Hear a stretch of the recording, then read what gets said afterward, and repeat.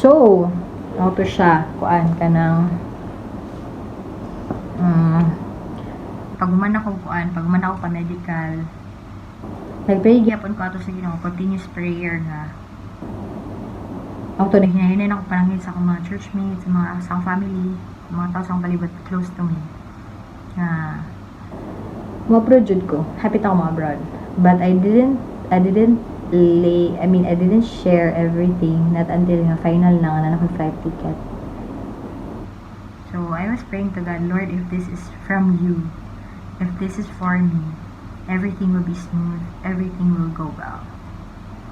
Very clear akong gipangalo nga answer sa Ginoo. And during my devotional, I always pray to God, na Lord, do I accept it or not? So, when He confirmed, ako kung kanang nakoy gusto nga buhaton nga butang, I always inquire the Lord.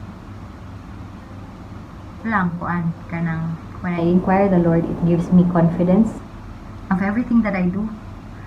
Nga naay guidance ni Lord, ay confirmation, ay blessing. So, when God confirmed na go. So, go ko. And then, when everything was so smooth, wala ko gibayaran sa plane ticket. It was expenses sa visa, lahatanan. So, that's when I know it's from God. And it's very fast, Very fast, as in dali kayo. We arrived here May 21, 2023 in the evening. And then our first day over is May 22. So, wala siya ipahuway. Wala time nga, naabot ka dali niya, maggala pa ka dayon. Wala. So, pag-abot ka pa dali kayo, trabaho dayon. Everything was peacey, everything was fast. And everything was new to me. So, during sa time, naghihatod ko sa akong family sa airport, sa akong youth family po, sa akong pastor, and sa akong uyab. I wasn't able to cry that time.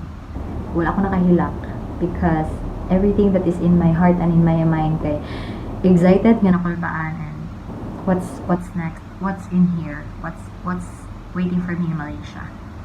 So wala po pag-abot ako Malaysia, wala po time nga wala pa ko naka-find of time nga magdrama kasi syempre busy sa trabahoon. So wala ako nakahilak dayon pag-abot ako dali. So after 1 week, when I arrived here in Malaysia, Saturday to siya. Saturday kay mo pati time nga nag-arrange pa sa mga gamit, nagpasar sa mga gidala, mga among kwarto, sa among kuyanan, na malito mga gamit, noon. At pa ni sink in, nala ko sa Malaysia. Nala ko sa layong dapit. And I cannot see my family right away.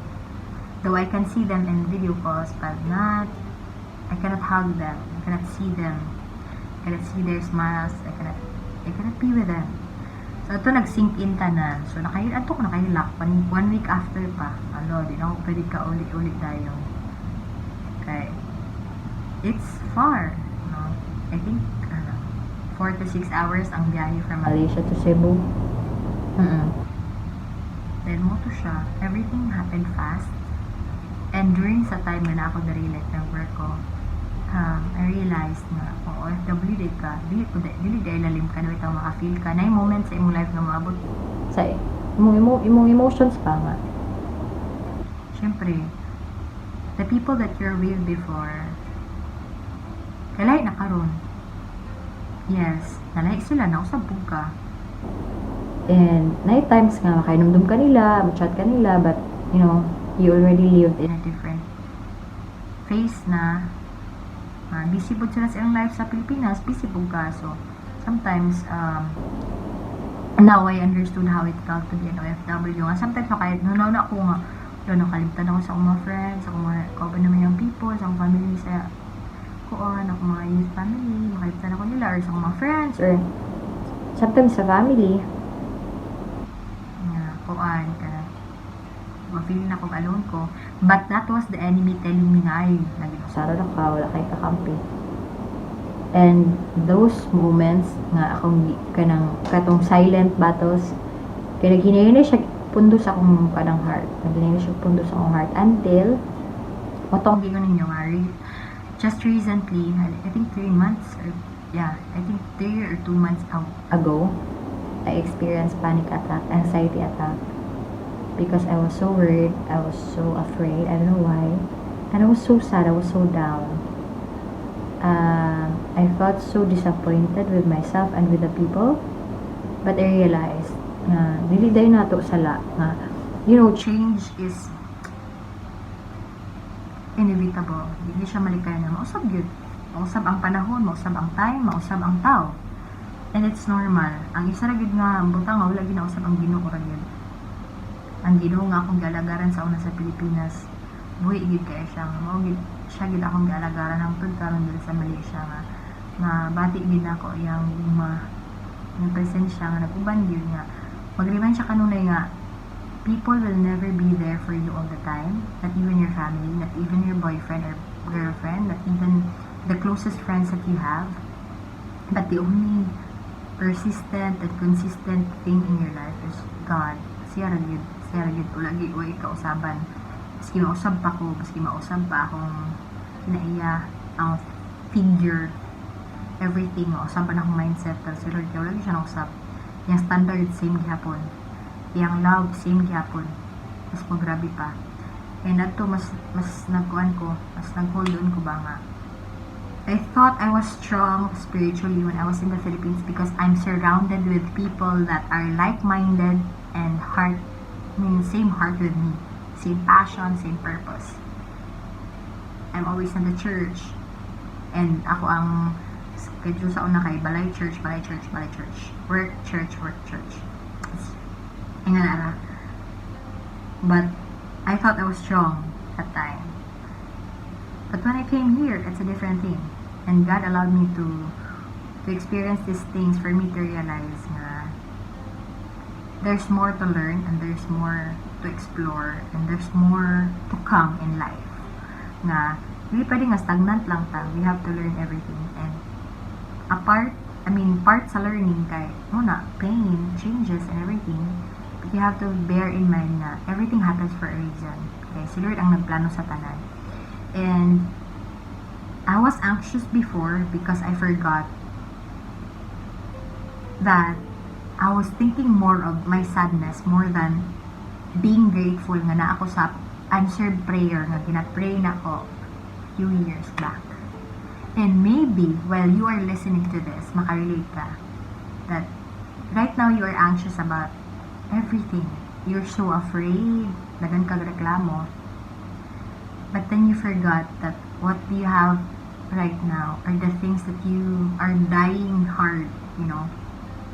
You are praying so hard to God before. And karon nagyatag na sa Ginoo sa imo ha. You did not enjoy it because you focused sa mga butang nga wala sa imo ha. Yeah, diba? Like sa kuha, nag-pray ko nga maka-abroad ko. Of course, dapat ready na ako akong self nga malayo ako sa family. Yeah, masab ang mga tao. So I should have accepted that easier and earlier. But since life po na akong na-experience, I'm still grateful. And now that I realized everything, one thing, take away, never let the enemy feed you of lies. The lies of the enemies will always tell you, dili ka love, nalimta na ka sa mga tao di na ganahan mo, nasuko sila nimo, kaniabot ka, no?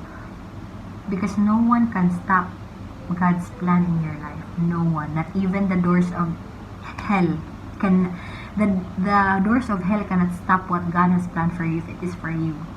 So sa kuha, I was thinking before nga nasuko ang mga tao sa kuha kaniabot ko. But I came to realize na no one can stop what's for me. If God has planned this for me long time ago, then everything that happened for me in the past contributed to what happened to me now. And I'm grateful for that. And that's why I had the courage to open the camera and to share everything to you guys, because I just felt like it's part of life and I wanted to share it because I think it's time. It's time to share this learning to other people. I've been silent for 1 year.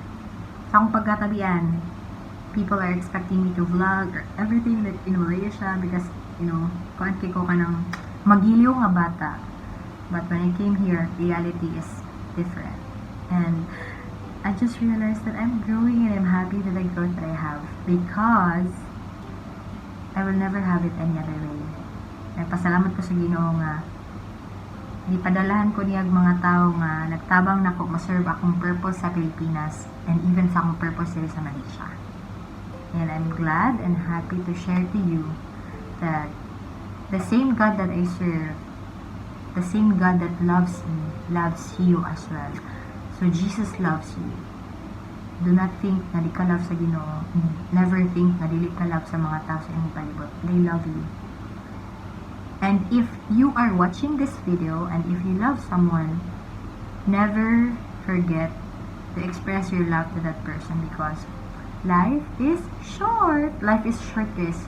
Kung dili ninyo express inyong love sa inyong family or sa inyong friends or sa inyong partner or sa mga tao nga inyong na-appreciate.